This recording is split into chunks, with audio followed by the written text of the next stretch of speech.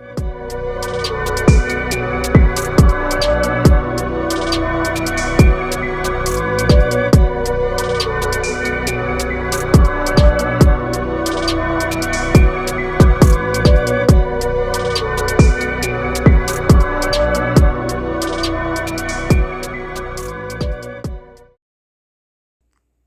everybody, welcome back to #IAM.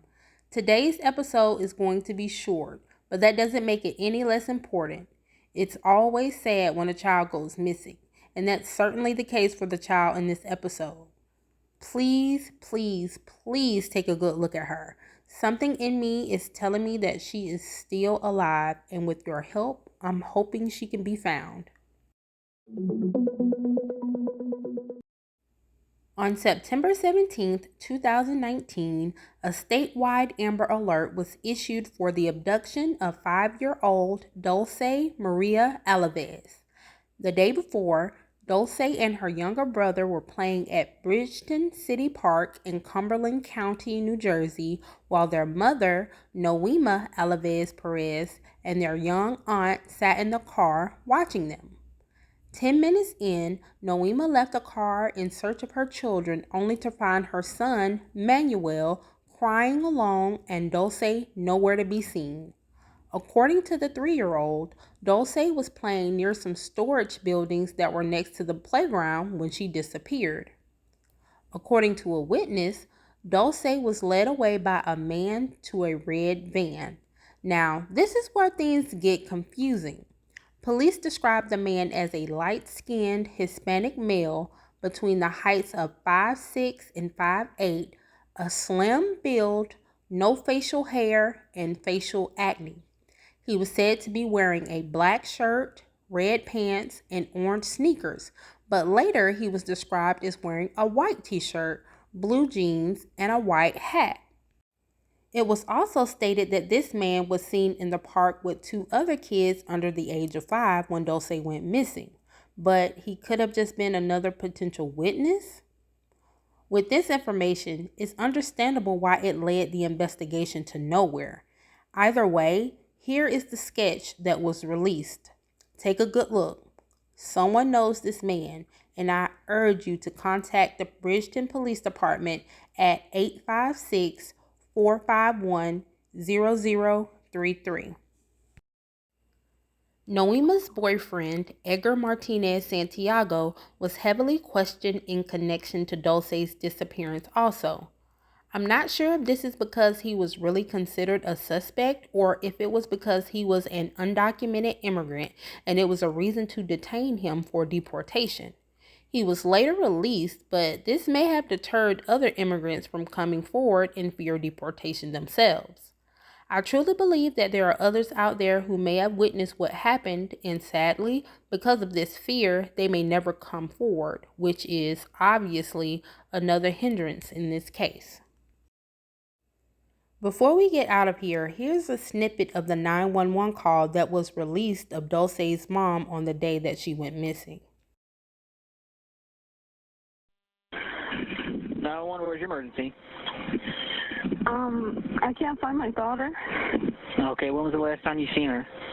We were here at the park and people said that somebody took her.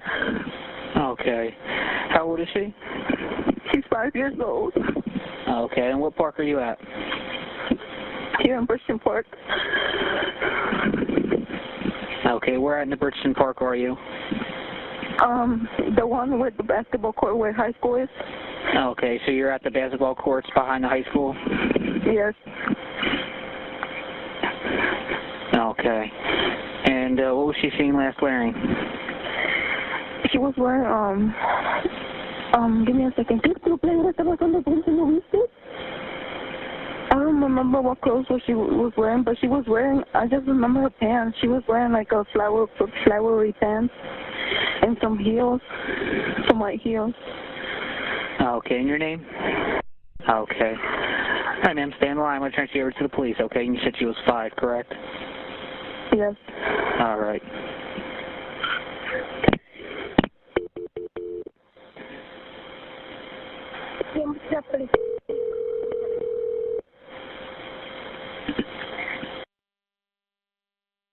with a transfer. It's going to be at behind the high school by the basketball courts. She lost her child. She's a 5-year-old female, and she was last seen wearing flowery pants and white heels. She's on the line. Okay. Hello, ma'am. Hello. Hi. Did you see which direction your child went? No, we were in the car. She came down with my son. They were running to the park, and then me and my sister, we came down. But when we got here at the park, she wasn't here. They said that my son was just crying with his ice cream. Because somebody threw his ice cream in the floor, and my daughter just ran away. All right. You didn't see anyone else around there that she could possibly have went with? No, not that I know of. Because we didn't saw no one. There's just some other people that they're here that said that they saw her running through some houses in the back. And they said that they saw two men. They saw a black guy and they saw a Mexican man with two kids. Who's saying that they saw them? Because there's people here in the basketball court that they saw her. They said that they saw her running. They're saying that there's people there at the basketball court that they saw her running through some houses with two black males. All right, I hate to interrupt, but do you hear how the police dispatcher took Noema's words and made up her own narrative?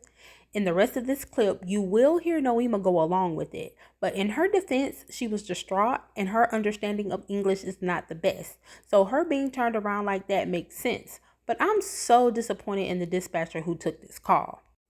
Throughout the many articles that I've read about this case, there has been no other mention of a black guy, so I'm assuming that this bit of information wasn't credible. I have no idea if a black guy was in fact involved or if what happened with the ice cream is true, but this is exactly how biases can hinder an investigation. Anyway, here's the rest of the clip. She's light-skinned, Spanish. What color top does she have on? I don't remember. Okay. Are you at the basketball court? Yes, I'm right here right now. That's affirmed. She says that she's at the basketball court. And do you have your son with you, or is your son? No, I have my son with me. They say he was crying when we found him. He was just standing there crying. Oh, he was standing there crying. So who? You said that the black males took his ice cream? No, they threw it in the floor.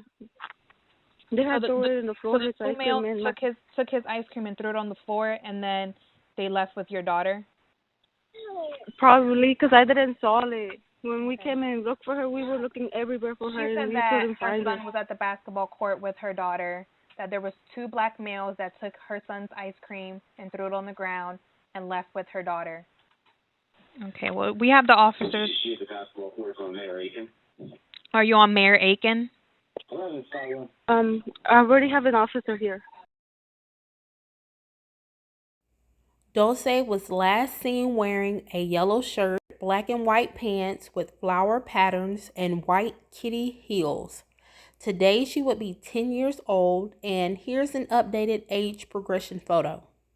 Once again, if you or anyone you know have information regarding the disappearance of Dulce Maria Alavez, please contact the Bridgeton Police Department at 856-451-0033. I'm such a hypervigilant mom, but even then, it only takes a split second for someone to take a child. I don't want to place blame on this young mother because it could quite literally be any one of us at any given time. But I stress the importance of keeping a watchful eye on our children. Evil does exist, sometimes in places we least expect it, and we must always be aware of our surroundings. For all of you mothers and fathers out there, give your children an extra tight hug tonight and let them know you love them. And while you're at it, send up a prayer for Dulce and her family. We pray for a safe return of this beautiful, innocent child, or at the very least, we pray for answers so that her family can find some peace. You never know what evil lurks behind you, so be vigilant and don't be afraid to cause a scene. Anything to ensure that you make it home safely. As always, this is #IAM. Be blessed and stay safe.